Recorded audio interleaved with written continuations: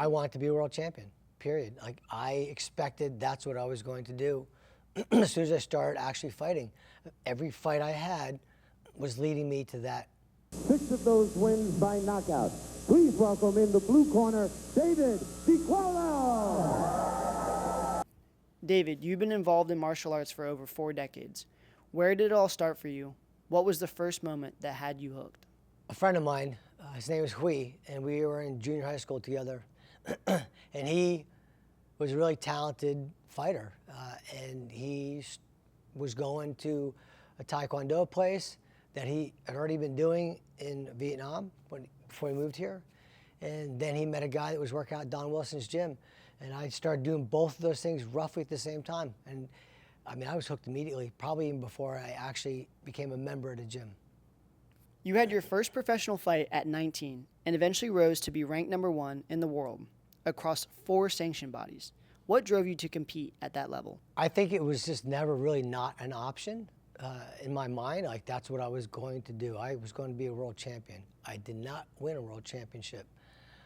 However, that was in my mind the whole time. I was a world champion, and I was going to be one. It was probably because I was training with somebody like Don Wilson, who, when I first started training, he was just a U.S. champion, and he became a world champion. And people we turned pro, and that's what was going to happen. It was never a thing that I'm just doing this for a hobby. I just loved it. When I had a fight on Saturday, I was at the gym on Monday. I virtually had never had any serious injuries until I think I was like 27 or 8. I got cut in a fight. That was my first cut ever. So my first fight ever was pretty cool. I mean, this kid towered over me. He was so much taller, and yet we were the same weight. And I couldn't even believe that we were the same weight, but we were. Anyway, he beat my ass the first round. Like, I don't think I even hit him. And I just kept trying, and he kept hitting me, he kept moving. And then the second round came around, and he was gassed. And that's something we just did not do in Don's gym. Even in the very beginning, gassing just never happened. Getting dropped or hurt by a body shot, we weren't allowed to do that. We worked those things to death. And anyway, sure enough, second round came around, and I could tell he was a little gassed, and it fueled me crazy. I was like, oh, man. And I had him, and I actually finished him with a body shot that he threw up immediately. And not that that was a great thing that he threw up, but that I won the fight and came back from getting my ass beat to winning the fight in the second round was just like a drug that I immediately became addicted to. And from there, went the amateur career and just kept fighting amateurs, win, loss, that kind of stuff, and turned pro after about 12 amateur fights, I think it was. Oh, prior to turning pro, though, I did fight in the Golden Gloves. I won the regional championship, and I got 3rd place in the state finals in the open division. And that was with the original coach, I believe he was the original coach, George Santiago, that ran the Palm Bay Boxing Club in the Palm Bay Rec Center. And the street to that complex is named Santiago Drive now. It's a little back history. Anyway, then I turned pro. I was 19, and my first pro fight, I fought the U.S. champion, non-title fight.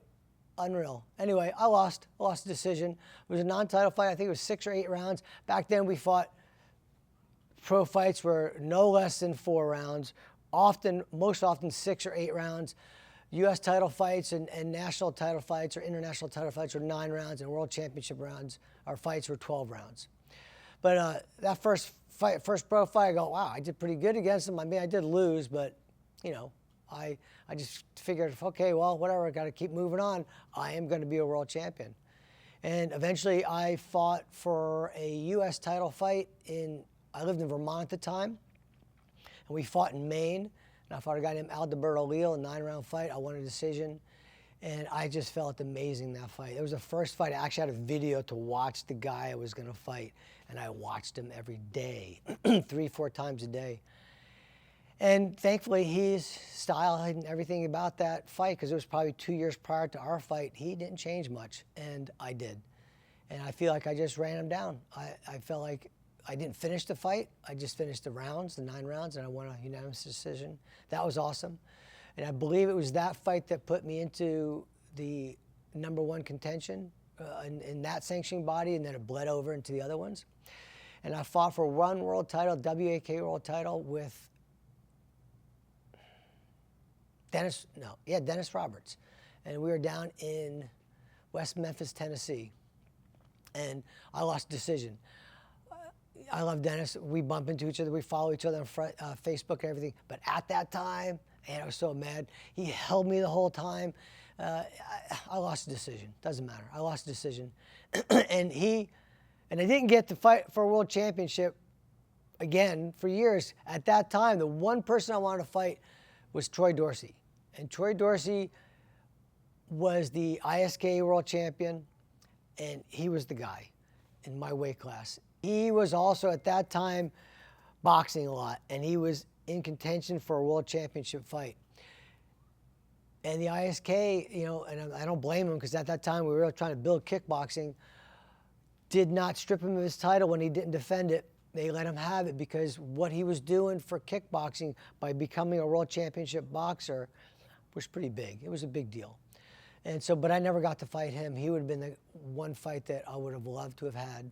No disrespect to Troy Dorsey, amazing champion. I just think he would have made me look amazing even if I lost the fight. You trained and competed alongside some legendary names: Don the Dragon Wilson, Rob Kamen, Randy Couture. What did those relationships teach you about the sport? To fight and to train, like the training part of fighting. I was actually in love with that probably more than the fighting. I feel like I was just always in shape. I left the gym, I went back to the gym. I fought Saturday night, I was back in the gym on Monday.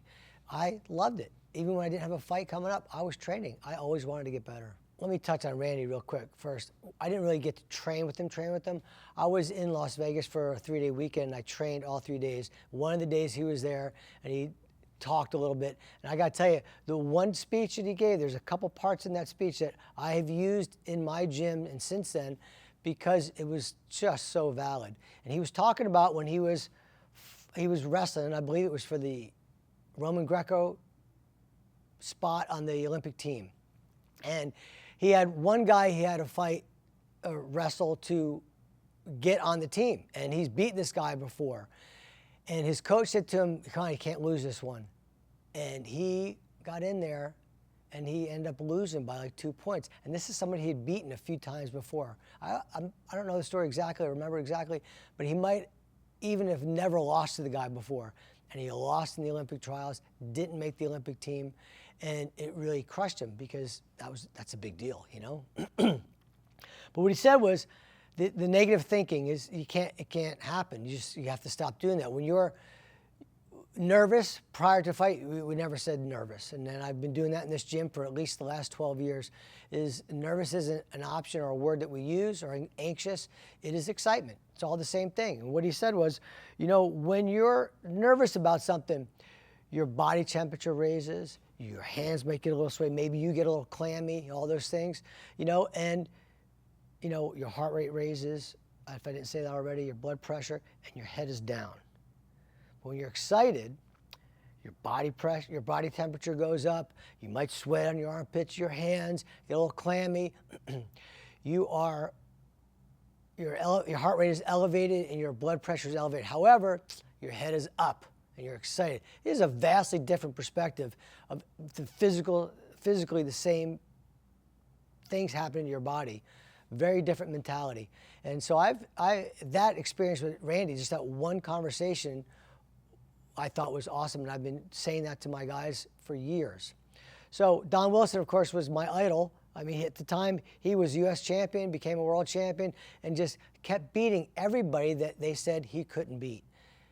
He was just awesome to train with. Rob Kamen, I got to train with him for roughly 2 workouts, maybe. He was fighting in Miami.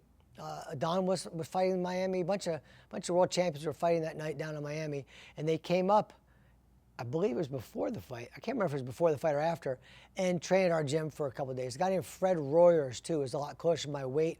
I think he was the 135-pound champion at the time. these guys were awesome. And I learned a lot on that weekend. I got to spar with both these guys, got to spar with Rob Kamen. I mean, not a lot of guys can say that. He was a classic. And then because it was Don's gym, so many world champions and top contenders would come to our gym. I got to train with some of the best people in the world, and I'm really grateful for that. After your competitive career, you transitioned into MMA and grappling, even serving as lead striking coach for a Brazilian top team. How did that chapter shape you as a martial artist?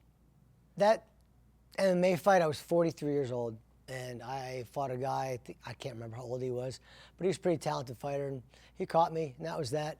So fast forward 5 more years, I'm 48, and I got an offer to go fight in the Pan Am Games in Brazil in kickboxing, international rules, like kicks, all that stuff, of course.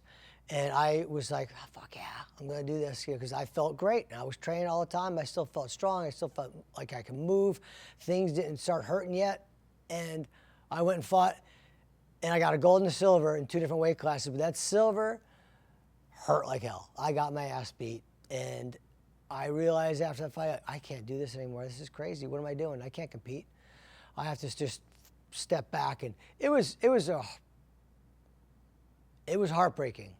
It really was. It took me a few years to really get past it and start even enjoying coaching again and being in the gym. It was tough. I really went through some shit, but I don't think anyone knew about that. It was just, typical guy stuff. I dealt with it myself. And, that's when I just really became more involved in coaching, and then that's it. And here we are 13 years later, still doing it, and loving it more every day. After everything you accomplished as a competitor, what made you decide to open Unlimited Kickboxing, and why Merritt Island? Oh, I never wanted to teach anybody. I never wanted to be a coach. It was not something I thought I was going to be good at. But anyway, over the years, one of my clients, I used to make commercial displays, and one of the guys' name was Rick Sapone. Thanks, Rick, by the way. I appreciate you having planted that seed in me I should open a gym. And I thought that was ridiculous. How would I ever make money doing that? And, and actually, like, who's going to come to the gym? Well, I ended up doing it with somebody else. We started a gym, and I ended up doing it on my own eventually at some point shortly thereafter. But it just kind of happened. And Rick planted that seed. I started doing it, and people started coming. And I think that me being really involved still and sparring a lot and being part of the gym, part of the team that was competing was really helpful at that time. And Merritt Island, like, why not Merritt Island? Like, this is where I live. This is where I spent most of my life. I wasn't born here, but we moved here when I was 8 years old. And I moved back here. I moved around when I was between 20 and 26. I moved back around 27, 28, something like that. And this is my hometown as far as I'm concerned. So of course here. And there was nowhere else at the time that was doing anything like I was doing. Frankly, I don't think there's a lot of places that are doing anything like I'm doing now either, especially in this area. What's the mission behind Unlimited Kickboxing? You serve kids, adults, competitive fighters. How did the gym's scope grow to that? Oof, that's a lot to answer. Let's say I started small. I taught, I think, 2 classes a week when I got involved with BTT. Prior to that, remember, I was already had a gym that we were running a full facility that I just had issues. The partnership didn't work out. So BTT kind of pulled me in to teach a couple classes a week. It went really well, and more and more people kept coming, and I started adding classes. And then they had a problem within their business that did not include me or affect me, but I should say include me, but it did affect me, that they broke up. And I stayed in that gym, and it became my gym. Like, wasn't even Unlimited Kickboxing at the time. It was DiQuollo Kickboxing or something. And then it turned into Unlimited Kickboxing. But as people kept coming into my classes, a few competitors, but more people for like our core kickboxing was a fitness class. Those parents were asking about kids. They had kids or teens, and then I had a kid class, then I had a teen class, and it just kept growing. So I kept offering these classes, and I have some teens that are really good competitors. I have some kids that are amazing. I just brought a 12-year-old to Trinidad 2 weeks ago, and he won his first MMA fight down there. So it's just been this nonstop growth, or I should say interest. And I don't know, it's like a big family to me. This is like, I don't really feel like I work. I just come to the gym. I mean, I have to clean it and stuff. I don't like that part, but you know, I have to do work on the computer. I don't like that either. but the gym is always the gym. So as far as the mission goes, that's kind of a tough question. There's a lot to that because there's so many different aspects of the gym. I really believe that have helped some kids. I don't know if I've changed their lives. I like to think maybe I have, but that's a really weird thing I feel like I'm patting myself like, I changed someone's life. You know, I don't know, because I feel like I am just providing this place and they have to come in and do the work, and they do. And then some of these kids, like divorced parents, parents that died, like it's unreal some of the difficulties the kids have. And I'm talking about the kids. Then the teens, it really shows up in the teens. But the teens, I have it's easier to communicate and bond with the teens because I still do this with them. And it's kind of like my son. I mean, my son worked out with me a lot. He competed a lot.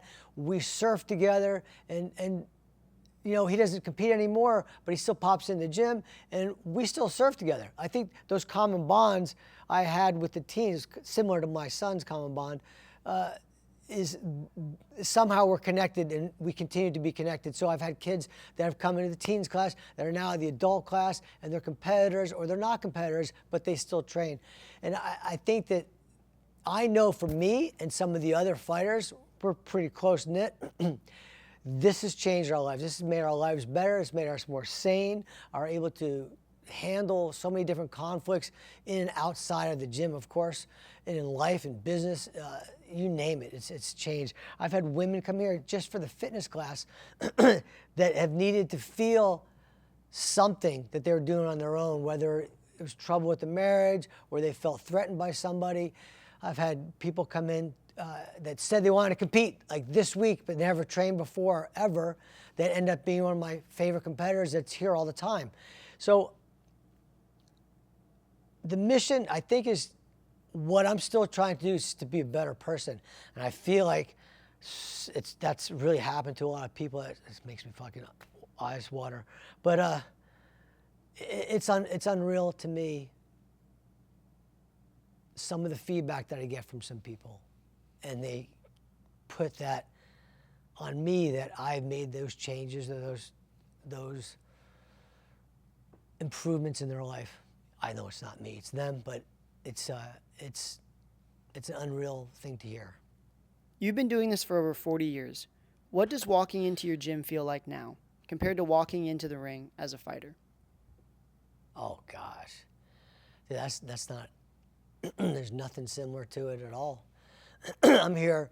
It's not my time anymore. It's everyone else's time, and I am so happy to be part of it. And you know, I hate the idea of getting older physically, but the reality is I plan on living a long life, and I plan on doing shit right up until I die. No matter what that is, all of the activities I've ever done in my life, I still do. Things I did when I was 17, 18, I'm still doing today. Some a little different, and I take different approaches to some of those things, but I'm still doing the same things. And in order to live a long life, I'm gonna have to age. So I'm kind of accepting the concept of it, although I'm still battling it the whole time. So walking in here, sometimes a little frustrating because, you know, God, I wish everyone could see me at 20, 25 years old when I was at my peak. Oh my God, it'd be awesome. That's not gonna happen though. So I just try to come in here and teach. I think that I'm a better teacher. I wish I had me as a teacher when I was a fighter. No offense to my coaches or Don or anybody, you know, Brooks, no offense. You guys are awesome. They're the best at the time for sure. I feel like because of their insight, I became a much better coach. Once I started explaining to people how things move and how things work, it gave me an insight that I never knew I had. And that I feel like, boy, if I had 40 years off this body, what I could be doing with the knowledge I have now. It's incredible. So walking in here is, you know, it's a double-edged sword every time. It just is, and I love it and I hate it. That's the truth. For someone in Brevard County who's never stepped into a martial arts gym before, what would you say to them right now?